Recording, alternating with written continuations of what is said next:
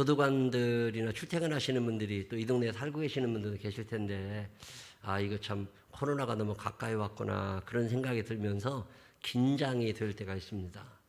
오늘도 아침 뉴스 보니까 8호선 잠실역 거기에 직원들 몇 명 단체로 또 감염이 됐다는 얘기도 있고, 또 이게 가락시장의 1층에 가락몰 거기에서 또 뭐 전염 코로나 확진자들이 자꾸 나왔다는 얘기도 들리고, 참 코로나가 가까이 와 있구나 그런 생각을 매주 하면서 좀 긴장이 늦춰지질 않습니다. 동부구치소에 있는 분이 살려주세요 쓴 거 보셨어요? 살려주세요. 야, 얼마나 깝깝하겠어요. 어디 가지도 못하고 거기 갇혀가지고서, 야, 이거 보통 일이 아니다. 절박한 마음으로 살려달라고. 최근에 절박해 보신 적 있으세요? 간절해보고 막 긴장해보고. 눈 오는 날 운전하시는 분들은 정말 긴장 많이 되실 거예요. 아이고, 저도 그날 수요 예배 드리러 잠실 생명나무교회 갔다가 거기서 내려오다가 차가 그게 언덕이잖아요. 내리막이거든요. 올라갈 때는 올라가요. 근데 내려갈 때 이걸 못 내려와가지고 그냥 쭉 가다가 그냥 브레이크를 밟아도 소용없어. 그냥 쭉쿵 하거든요. 다시 또 가려고 또 쿵 미끄러져가지고. 그래서 차를 세워놓고서 내일 끌어가자. 그래서 이제 지하철 타고 김윤미 목사님하고 같이 오는데 경찰 가락시장 다 왔는데 전화가 왔어요. 집주인인데 차 빼달라고. 그래가지고 다시 지하철 타고 가가지고서 거기 가가지고 연막칼슘 가지고 가서 그 도로에다가 다 뿌리고 삽으로 퍼내고, 그날 박민식 목사님하고 김석진 청년하고 애써서 양쪽에 차가 있으니까 그 사이로 빠져나와야 되니까 이게 보통 조심스러운 게 아니더만요. 그래서 아슬아슬하게 빠져나와서 차 타고 오는데 8시 반에 예배 끝나고 출발했는데 집에 12시 반, 12시에 왔으니까 우리 김창근 장로님은 그날 밤에 1시 반에 집에 들어가셨대요. 3시간 동안 지하차도에 갇혀 있어가지고서. 그때 참 절박하죠. 긴장되고 조마조마하고. 요즘에 코로나가 길어지면서 자영업 하시는 분들이 얼마나 신경질이 많이 내는지 행정명령 불복. 그래서 노래방 기기 갖다 부시고 당구대 갖다 부시고 그런 영상들을 보면서 참 절박한 상황들이 됐구나. 1차 재난지원금 13조 원이 풀어졌다고, 2차 재난지원금도 8조 원, 3차 재난지원금이 직간접으로 9조 원 뿌려진다고 그러죠. 4차 재난지원금 또 얘기하죠. 엄청나게 돈을 많이 뿌려야 되는데 왜 사람들의 삶은 나아지지 않을까. 어렵다는 사람들 점점 생겨나고, 이번 주에도 신방보고서를 쭉 읽어보니까 파인타운에 사시는 어떤 분은 임대료를 못 내가지고서 걱정이 많다 그런 얘기를 듣고 이걸 어떻게든지 지원을 해줘야 되겠다 하는 생각이 들어서 자세히 좀 알아보라고 제가 말씀을 드렸는데, 어려움에 처해신 분들도 꾸준히 있고, 그 많은 돈들이 풀렸다는데 부동산으로 무슨 가상화폐 무슨 주식 이런 데로 다 들겨 있어가지고 실생활에는 도움이 별로 안 된다 그런 평가도 있고, 참 절박하고 어려운 사람들이 의외로 많다. 우리 장로님 기도할 때도 말씀하셨지만 노동 현장에 계신 분들은, 사무실에 있는 분들도 뭐 뇌출혈로 쓰러져 돌아가시기도 하지만 산업 안전사고가 꾸준히 일어나고 있습니다. 사실은 1년에 그런 데서 일하다가 돌아가시는 분이 한 명도 있어서는 안 되잖아요. 뉴스를 보니까 산업재해로 인하여 돌아가신 분이 재작년에 비해 작년에 좀 줄었다고 그러는데 내용은 그게 아니더라고. 읽어보니까 왜 재해로 돌아가신 분이 줄어들었냐고 그러니까 회사가 망해가지고 공사를 안 했어. 그래가지고 더 안 돌아가신 거래. 근데 사실 정확히 따져보면 유럽 같은 경우에는 10,000명당 돌아가시는 분의 숫자 이런 게 있잖아요. 20,000명당 1명이 죽을까 말까 한대요. 산업재해로 인해서 돌아가시는 분들이. 근데 한국은 20,000명당 3명 이상이 돌아가신답니다. 그러니까 3배가 높은 거예요.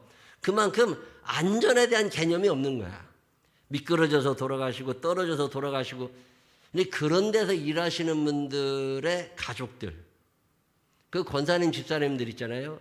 그냥 조마조마하대요. 오늘도 살아 돌아와야 되는데 옛날 탄광촌에서 그냥 탄광 무너지는 그런 것처럼 이 절박한 심정으로 살아가는 분들이 의외로 많이 있습니다. 코로나가 길어지면서 의료계 탄식, 간호사들이 쉬지를 못해가지고 머리가 띵 해가지고 의사들도 쉬지를 못하고 피로가 점점 누적되어 가고 우리 우빈이가 하늘나라로 가서 장례 치르고 왔습니다. 우리 교회 중학교 3학년 때까지 방과후 교실을 나왔던 친구예요. 그 엄마가 윤공주 성도님이라고 1년에 한두 번 교회를 오실까 말까 하신 분이야. 주일날마다 일하시는 분이니까. 생활이 넉넉지는 않으신 분들인데 그래서 방과후 교실에 중학교 3학년까지 우리 이정희 권사님한테 또 우리 집사람한테 수학을 배웠던 아이인데 이제 21살입니다. 열이 갑자기 나니까 몸이 원래 건강했던 아이는 아니에요. 열이 갑자기 나니까 큰 병원에 가서 폐렴. 병원에 가서 진단하고 수술하고 치료하고 뭐 그러면 낫는 병인데 갔다가 코로나 이것 때문에 병원에 들여보내질 않으니까 그 병원 밖에서 응급차에서 맴돌다가 거기서 죽었어요. 그 시기를 놓쳐가지고. 지난주에 장례를 치르는데 참 속상하더라고요.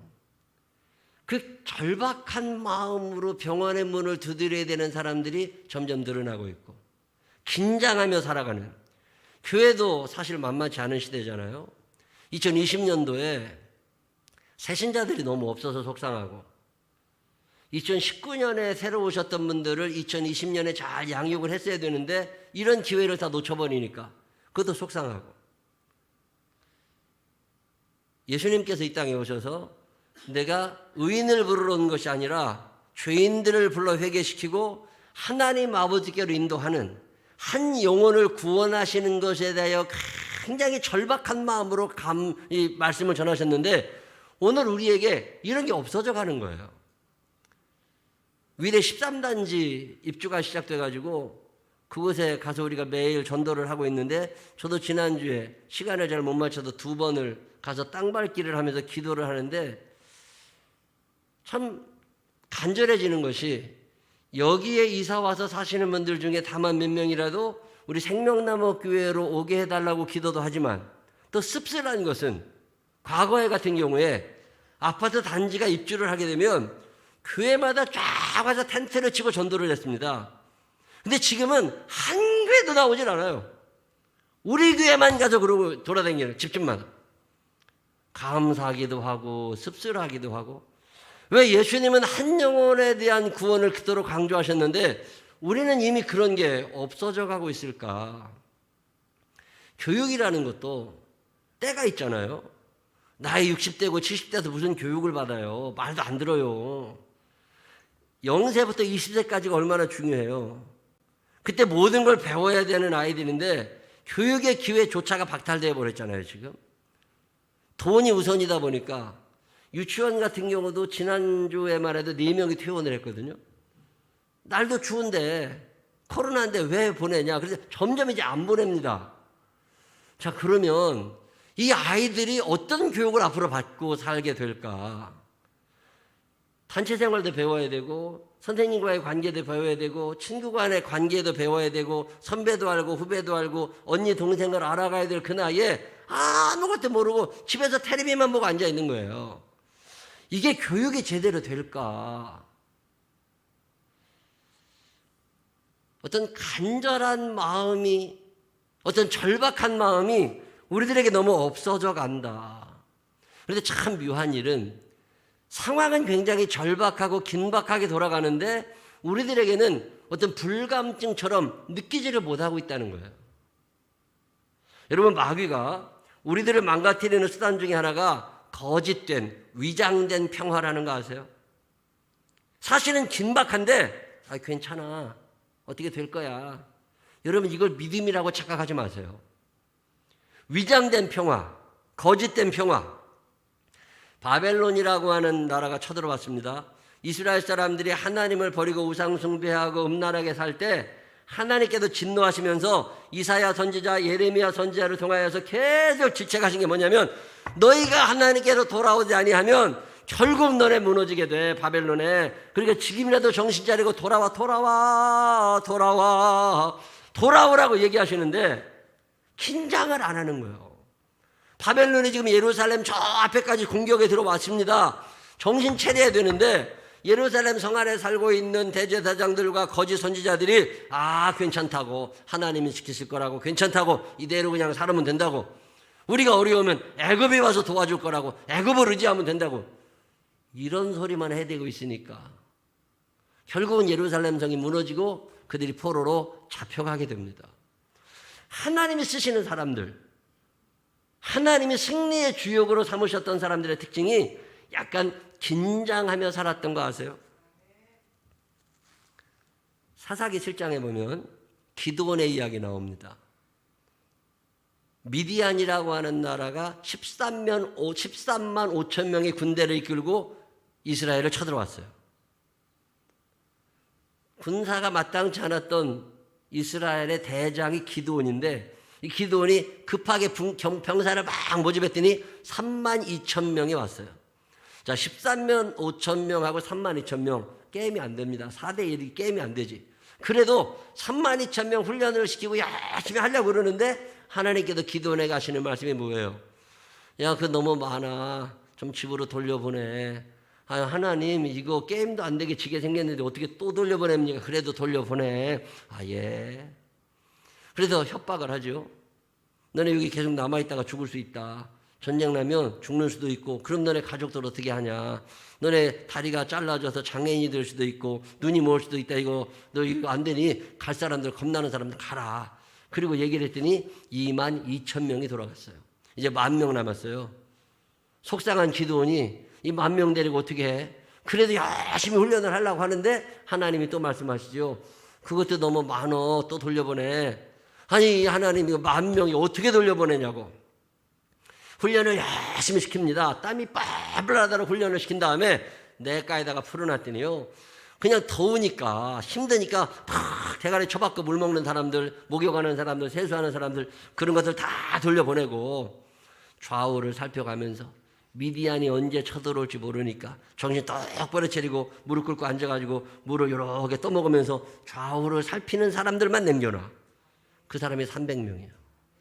이 300명을 데리고 기드온이 전쟁에서 승리하게 된 이야기를 믿으시기를 바랍니다. 하나님이 아무나 쓰시는 게 아니에요. 사람의 많고 적음이 중요한 게 아니라 하나님이 쓰실 만한 사람, 하나님이 승리의 주역으로 삼으시는 사람들은 긴장할 줄 알아요. 영적인 긴장감이 떨어지지 않습니다. 내가 지금 하나님과의 거리는 얼마나 되나? 내가 하나님에게서 멀어져 있는 건 아닌가? 내 삶에 어떤 절박함이 있나? 2021년을 시작하면서 이런 긴장감이 있으세요? 올해 연말까지는 이런 일이 있어야 되는데, 올 연말에 좀 이렇게 좋아져야 되는데, 여러분 이런 절박함이 여러분에게 있으세요? 만약에 이게 없다면 우리는 이미 마귀에게 점령당한 상태라는 걸 기억하셔야 됩니다. 마귀는 거짓된 평화를 우리에게 이야기해요. 베드로전서 5장 8절로 10절, 근신하라 깨어라, 너희 대적 마귀가 우는 사자같이 두루다니며 삼킬 자를 찾나니 너희는 믿음을 굳건하게 하며 그를 대적하라. 이는 세상에 있는 너희 형제들도 동일한 고난을 당하는 줄을 아음이라.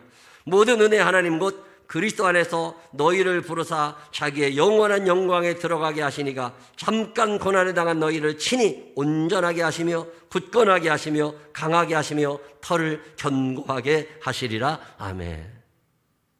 이거 현대인의 성경을 읽어볼까요? 다 같이 읽어보실까요? 8절 시작. 바짝 정신을 차리고 철저하게 경계하십시오. 바짝 정신을 차리고 철저하게 경계하라는 거예요. 여러분의 원수인 마귀가 울부짖는 사자처럼 삼킬 자를 찾아 돌아다니고 있습니다. 그러므로 믿음에 굳게 서서 마귀를 대항하십시오.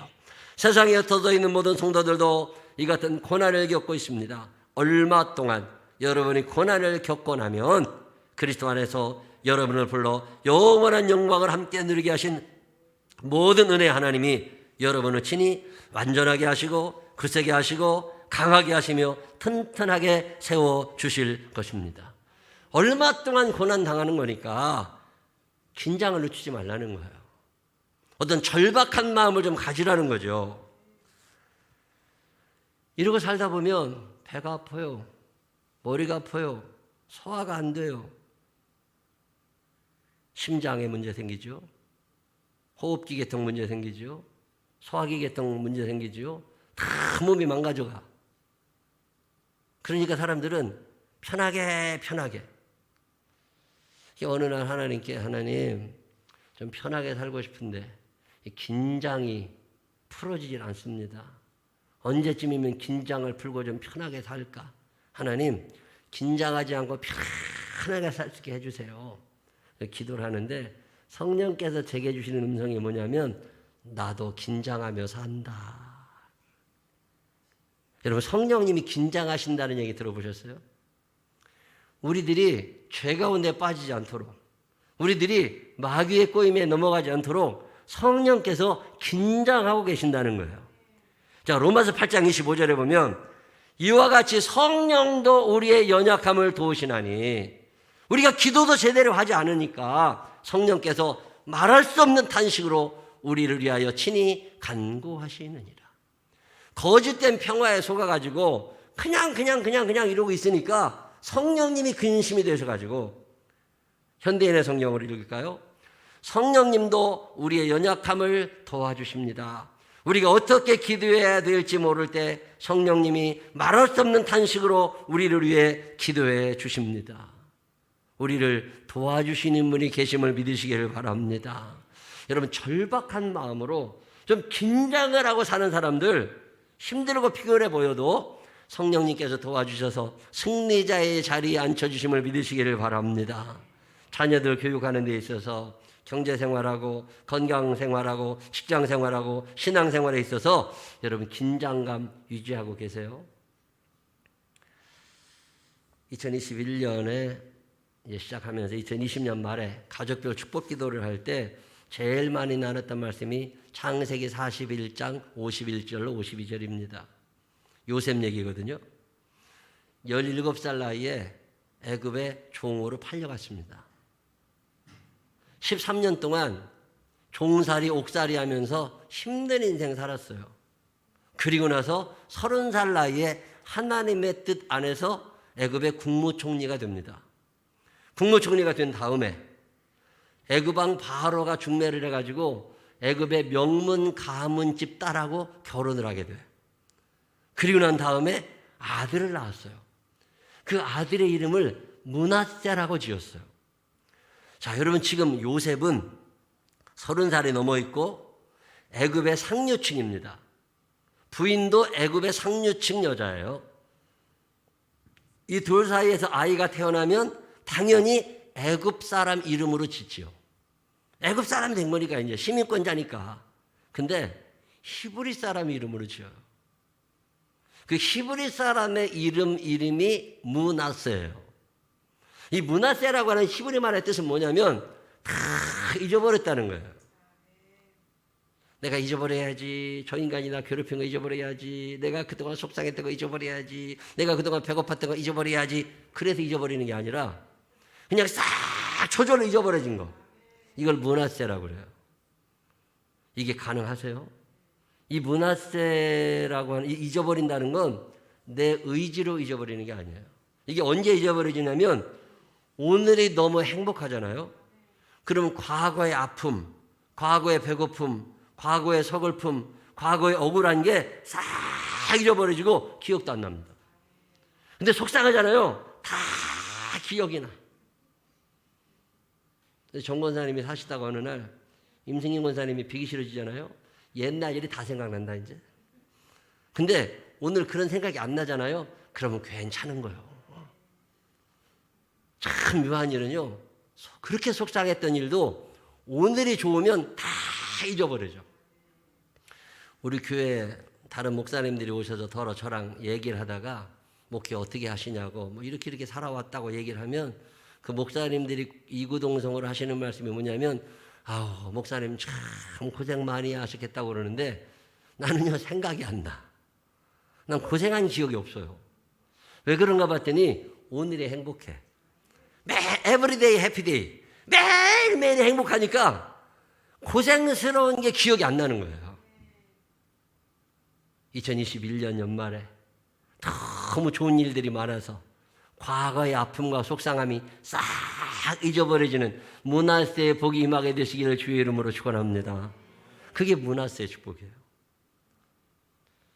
거기만 해도 충분히 좋은데 요셉이 둘째 아들을 낳았어요. 이 둘째 아들을 낳고 나서 이름을 에브라임이라고 짓습니다. 이 에브라임이라는 말의 뜻은 뭐냐면 여기까지도 충분한데 또 주셨다는 뜻이에요. 안 주셔도 되는데 또 주셨다는 거예요.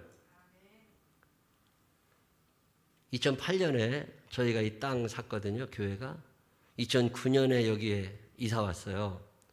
그래서 우리가 돈도 없고 그러니까 빚도 많으니까 4층에 조그마한 게스트룸을 하나 만들어가지고 모텔 방보다도 작은 방에서 저하고 우리 집사람 둘이 살았어요.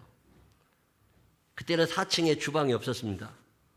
그래서 3층으로 아침마다 3층에 밥을 해가지고 4층에 올라가. 설거지도 내려왔다 가고 반찬 하나 떨어져 또 왔다 가고 그러고 살았어요. 근데 참 좋았어요. 이제 이사 안 가도 되잖아.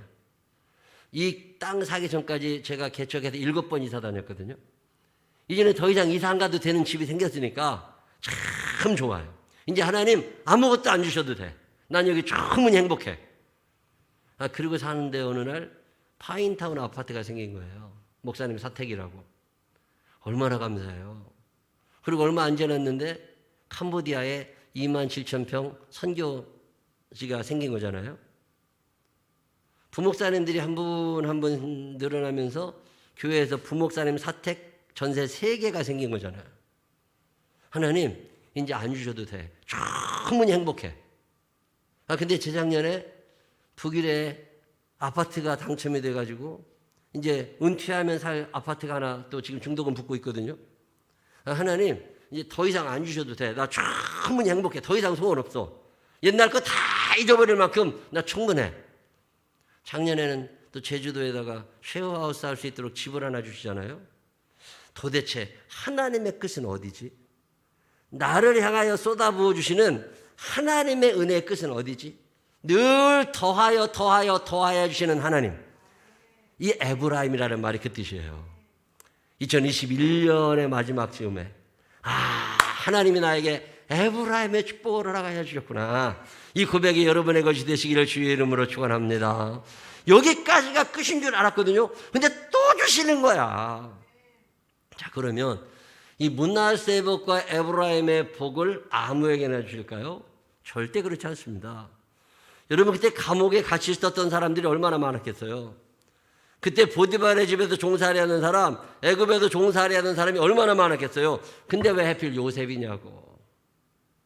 여러분 요셉에게 믿음이 있었다는 거 아시죠? 요셉은 어릴 때 언젠가 형들이 내 앞에 와 무릎 꿇는 날이 온다. 하나님이 나에게 준 약속이다. 이 믿음을 가지고 삽니다. 자, 이 믿음의 증거가 어떻게 나타나느냐? 13년의 세월 속에 나타납니다. 여러분 요셉이 13년 동안 종살이 옥살이 하고 나온 다음에 애굽왕 바로를 만나서 이야기했던 거 기억하세요? 자, 그때 성경에 보면 통역을 쓰지 않습니다. 요셉이 형제를 만날 때는 통역을 썼어요. 근데 요셉이 애굽왕 바로를 만났을 때 통역을 쓰지 않았습니다. 이 말은 무슨 얘기냐면 13년 동안 요셉은 애굽의 언어를 완벽하게 익혔다는 거예요. 자, 여러분 13년 동안 언어가 완벽해질까요? 그 당시 정치 지도자들이 쓰는 용어가 다르지 않겠습니까? 경제 지도자들이 쓰는 재계 인사들이 쓰는 말이 다르지 않겠어요? 근데 요셉이 아무런 꺼리낌 없이 그들과 이야기를 시작합니다. 13년 동안 얼마나 아픔으로 살았겠어요. 그 서러운 날들을, 그 배고픈 날들을 실력을 키우며 살아온 거잖아요. 우리 딸이 중국에 유학 갈 때 나이가 17, 지금 나이가 30이니까 13년이거든요. 자, 13년이 지났단 말이에요. 만약에 우리 딸이 시진핑하고 만나서 얘기하면 대화가 되겠어요? 이거 저 생활 중국어야 하겠지. 근데 그게 쉬운 게 아니잖아요. 자, 그러면 요셉의 13년의 세월은 적어도 놀고 먹은 시대가 아니라는 거잖아요. 나를 만들어가는 거예요. 하나님이 언제 그 사람을 쓰세요? 하나님이 쓰실 만한 그릇이 될 때까지 하나님이 기다리시는 거잖아요. 그랬다가 하나님께서 이 합격 점수가 나올 만큼 요셉이 자기를 만들어내니까 얼마나 많은 죄수들을 감옥에서 만나며 그들과 이야기를 하고 애굽의 물정을 알고 애굽의 상태를 파악하고 애굽의 언어를 배워나가고 애굽의 기후를 배워나가고. 여러분, 요셉이 총리에 임명되자마자 제일 처음 한 일이 뭔 줄 아세요? 창세기 읽어보면 수레를 타고 전국을 돌아다닙니다. 그러면 다 살펴봐요. 그 열심 하루아침에 생기는 게 아니잖아요. 13년의 어두운 시절을 요셉은 자기 인생의 디딤돌로 만들어낸 거예요.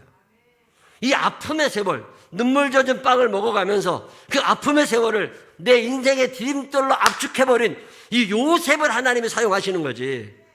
도깨비 방망이 땅 뻥 터져 나오고 이런 거 아니에요. 여러분, 믿음은 허황되지 않습니다. 마귀는 자꾸만 허황된 믿음, 거짓된 믿음을 강요해요. 편안하다, 괜찮다, 공부 안 해도 된다, 노력 안 해도 된다, 하나님이 다 해주신다. 여러분, 착각하지 마세요. 그런 하나님 아니에요. 예수님께서 40일 동안 금식을 하십니다. 예수님이 40일 동안 금식을 하시면서 무엇 하셨을까요? 주무셨을까요? 40일 매일 그냥 금식하고 주무셨을까요? 여러분, 3일만 금식해봐도요, 머리가 맑아지는 경험을 합니다. 배는 고파요. 기운은 떨어져요. 그런데 good idea, 아주 좋은 생각들이 많이 납니다. 예수님이 40일 금식하시면서 잠만 주무셨을 거라는 생각하지 마세요. 예수님이 40일을 금식하시면서 전도의 시작은 어디서 출발해야 될까? 공생의 출발은 어떻게 시작해야 될까? 성령께서 나를 어떻게 인도하실까? 제자들을 뽑아야 될 텐데 제자들은 어떤 기준으로 뽑아야 될까? 어느 지역을 먼저 돌아다녀야 될까? 내 3년의 마지막을 어떻게 끝날까? 여러분, 별 생각이 다 나지 않으셨겠습니까? 그 40일간의 아픔의 세월을 공생의 3년을 위한 디딤돌로 압축해 놓으셨으니까 예수님의 3년 생애가 아름다울 수 있었던 거죠. 모세라는 사람이 40년을 광야에서 지납니다. 이 40년 광야에 있는 동안 잠만 잤을까요? 적어도 모세는 이 40년 기간 동안 이 어둠의 세월, 이 아픔의 세월, 이 서글픔의 세월을 압축해서 자기 인생의 디딤돌로 만들어낸 거예요. 그리고 났을 때 하나님이 그를 사용하시는 거잖아요. 저는 요셉을 읽으면서 그 요셉의 힘든 삶 가운데 자기를 만들어가던 요셉을 생각하게 됩니다. 우리 박진우 전도사가 개척교회를 하겠다고 은평 생명나무교회 갔어요. 지난주도 어떻게 예배는 잘 드리느냐고 궁금해서 전화 한번 해봤는데 제가 얘기했습니다. 3년의 세월은 네 인생에 박 전도사가 앞으로 목회를 해나갈 때 너무나 중요한 시간이다. 이 3년의 기간 동안 적어도 주석책 한 권을 떼어라. 성경을 다 외울 만큼 읽어라. 그 3년의 세월 동안 압축해서 인생의 디딤돌을 만들지 않으면 점프가 불가능하다. 경쟁이 얼마나 치열한데. 교인도 없는데 뭐 설교 준비는 뭐로 해. 교인도 없는데 기도할 것도 없는데 뭐. 그러다가 망가지는 거예요. 적어도 믿음의 사람들은 그 3년의 세월, 그 13년의 세월, 그 40년의 세월, 그 40일의 기도 기간에 무언가 압축해서 내 인생을 점핑할 수 있는 디딤돌을 만든다는 거죠. 학생 세월 6년, 중학생, 고등학생, 초등학교 6년, 그 12년의 세월 동안 자기 인생을 만드는 거잖아요. 이거 그때 잘못 만들어 놓으면 그 다음에는 감당이 안 됩니다. 가고 싶어도 안 가, 능력이 없는 걸, 실력이 없는 걸, 인맥이 안 되는 걸. 마귀는 자꾸만 근거 없는 긍정을 이야기해요. 무조건 잘 될 거래. 여러분, 속아 넘어가지 마세요. 우는 사자와 같이 두루다니며 삼킬 자를 찾는 마귀가 하는 일이 근거 없는 착각이에요. 내가 만들어지지 않았는데 하나님이 쓰시겠어요. 요셉에게 기회를 주십니다. 요셉에게 믿음을 주십니다. 그러면 요셉이 하는 일은 뭐예요? 감옥에 있는 동안, 종살이라는 동안 그날이 올 거라는 믿음을 가지고 오늘을 성실하게 살아내는 거예요. 오늘을 최선을 다해서 실력을 쌓아가는 거예요. 언어 교육해야지요. 매일 책 읽어야지요. 사람 만나야 되지요. 여러분, 매일 책 읽는 게 쉬운 게 아닙니다. 제가 목사하고 싶어하고 잘 살고 싶어하는 사람 후배들에게 더러 하는 얘기예요. 매일마다 책을 읽을 수 있냐? 우리 머리에 들어있는 지식에는 한계가 있잖아요. 근데 새로운 걸 자꾸 배워야 되잖아요. 자, 매일 책을 읽을 수 있냐? 매일 기도할 수 있냐? 매일 성경 읽을 수 있냐? 몸 약하면 너도 걱정이고 교인들도 걱정이요. 근데 건강관리 매일 할 수 있냐? 적어도 일주일에 5번 이상은 매일 이런 일을 할 수 있냐? 그러기 전에는 시도도 하지 마라. 저는 요셉의 13년 세월을 수도 없이 많이 묵상하면서 괜히 국무총리가 된 게 아니구나. 그 13년의 세월을 허송세월하지 않았구나.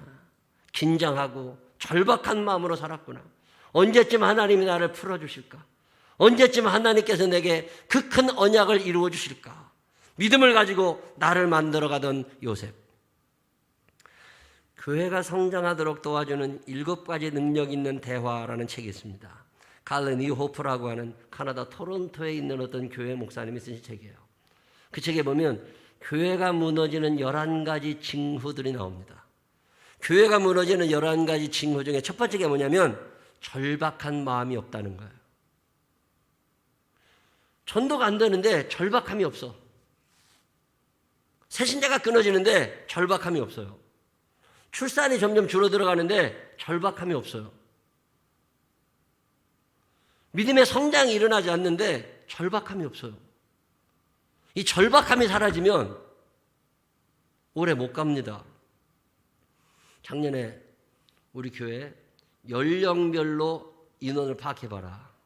0세부터 최고령자까지 쫙 연령별로 파악하다가 제가 깜짝 놀랐어요. 기도하는데 이 말씀을 주시길래 한번 파악해보라고 그랬어요. 그랬더니 어느 한 연령대가 죽어 있어요. 아주 놀랐습니다. 야, 이러면 앞으로 교회 명줄이 짧아진다 이거. 한 세대 예를 들면 10살짜리가 단체로 없어진 거예요. 15살짜리가 단체로 없어진 거야. 이거 큰일 날 일이잖아요. 있어도 믿음 없는 사람들만 있어도 안 되고 어떤 긴장감, 절박함 이런 일이 없으면 므낫세의 축복, 에브라임의 축복 기대도 하지 마세요. 하나님은 도깨비 방망이가 아닙니다. 하나님은 금 나와라 뚝딱, 음 나와라 뚝딱 그래도 주시는 분이 아니에요. 분명한 믿음, 내가 천국에 이를 것이라는 믿음, 요셉에게 있어서 형들이 나 앞에 나오는 날이 있다고 하는 믿음, 이 믿음을 가진 사람들이 이 믿음을 이루기 위하여 하나님 언제인지 모르지만 그날 내가 쓰임받을 수 있도록 적어도 형들이 나한테 와서 절하려면 내가 높은 지위에 있어야 되잖아요. 높은 지위에 있으려면 실력이 있어야 되잖아요. 그러면 공부했어야지. 그래서 언어를 배우고 사람들을 만나고 인맥을 만들어가고 이런 사람에게 하나님 주시는 축복이 므낫세의 축복과 에브라임의 축복. 2021년 연말쯤에 한 해 동안 열심히 긴장하며 사시면서 성령님 의지하면서 열심히 살아. 므낫세의 축복이 에브라임의 축복이 내게 임하여 있구나. 여러분 성경의 위대함은 반복에 있습니다. 성경은 한 번 일어났던 일이 끝 이게 아니에요. 하나님의 말씀은 살아있고 운동력이 있기 때문에 그때 일어났던 이야기, 성경 속에 있는 이야기는 오늘 여러분의 이야기가 될 것을 믿으시기를 바랍니다. 그 오래전에 요셉에게 주셨던 므낫세의 축복과 에브라임의 축복이 이구영 목사에게도 흘러있고 여러분에게도 흘러있어서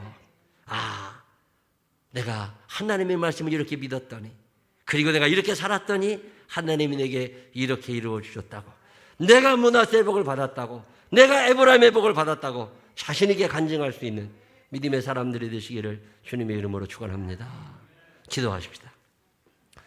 하나님 아버지, 므낫세의 복과 에브라임의 복을 받기를 원하면서도 내가 오늘 요셉처럼 이 코로나라고 하는 힘든 기간을 디딤돌로 압축해내지 못한다면 우리는 그 축복의 대상자에서 멀어질 수밖에 없습니다. 하나님 아버지, 성령의 도우심 속에 우리의 삶이 비록 힘들고 어렵지만 압축된 디딤돌의 삶이 되기를 원합니다. 요셉의 13년 세월이 허송 세월이 아니었습니다. 예수님의 40일 금식 기도가 주무시기만 한 기간이 아니었습니다. 모세 40년, 바울의 아라비아 광야 3년, 그 힘든 세월들이 전부 다 인생을 압축해서 열심히 성실함으로 긴장하며 절박하게 살아 디딤돌을 만들어내었던 것처럼 이 코로나 기간에 우리의 삶이 그렇게 다져질 수 있도록 인도하여 주시옵소서. 주님의 축복이 멀지 않음을 기억하게 하여 주시옵시고 그날까지 성실함으로 하루하루를 이겨내는 당신의 자녀들이 되게 하여 주옵소서. 예수님 거룩하신 이름으로 기도드렸습니다. 아멘. 다 같이 일어서셔서 434장 찬양하신 후에 주여 한번 부르짖고 하나님 나를 잘 만들어가는 사람 되게 해달라고 매일마다 성실하게 나를 잘 만들어 하나님이 쓰실 만한 일꾼 되게 해달라고 기도하시는 시간 가지시기를 바랍니다.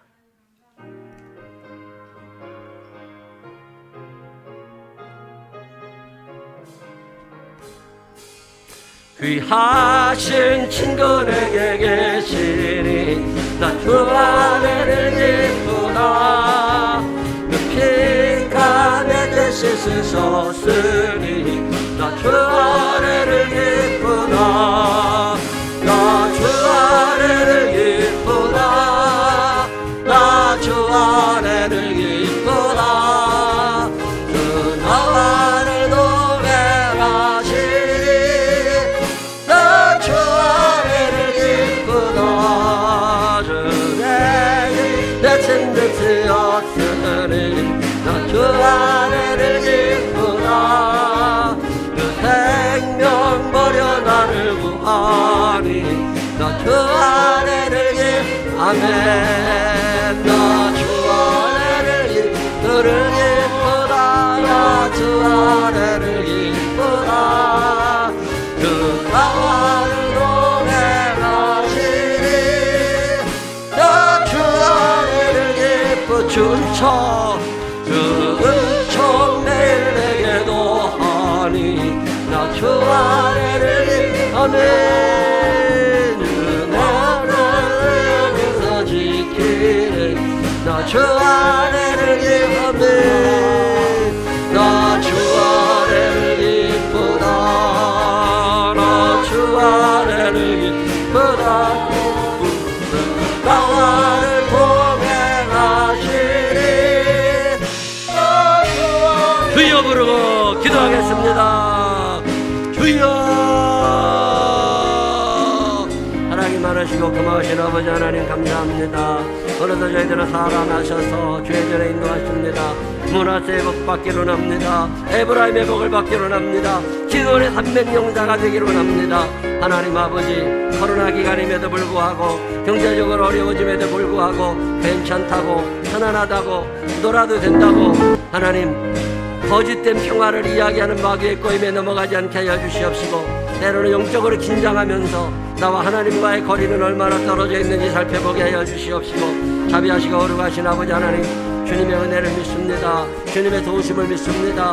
하나님 우리를 축복하기 원하시는데 내가 준비되지 않았다면 그 축복은 물 건너갈 수밖에 없습니다. 거룩하시고 자비하신 아버지 하나님 도와주시옵소서.